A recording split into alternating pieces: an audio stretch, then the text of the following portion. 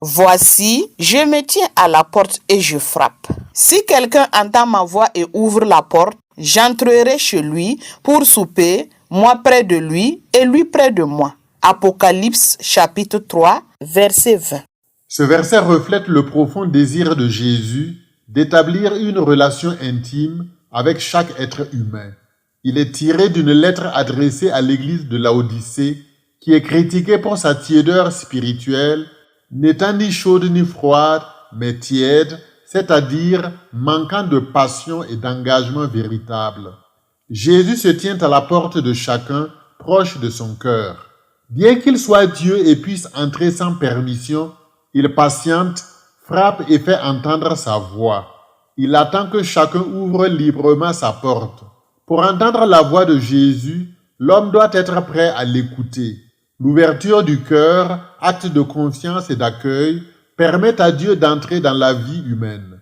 Lorsque cet acte est posé, Jésus entre pour souper avec l'homme. Le repas, source de vie, partagé avec un ami, devient un signe de communion. Le souper étant un repas du soir, annonce un nouveau jour et une nouvelle création, comme dans le récit de la Genèse. Il y eut un soir, il y eut un matin, premier jour. L'Eucharistie est aussi un souper où Jésus nous offre sa vie divine. Ce repas symbolise la proximité et la réciprocité de la relation entre Jésus et l'homme, non comme maître et serviteur, mais comme ami, moi près de lui et lui près de moi. Voici que je me tiens à la porte et je frappe.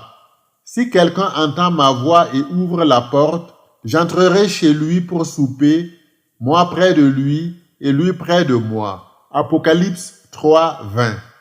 Dieu nous cherche personnellement avec un désir profond de nous rencontrer, que nous soyons chrétiens ou non.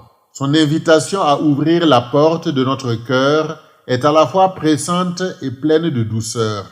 N'ayons pas peur, car ce qu'il nous offre dépasse tout ce qu'il pourrait demander. Cet enseignement vous a été offert par l'abbé Jean-Emmanuel Convolbo, prêtre de l'archidiocèse de Ouagadougou au Burkina Faso.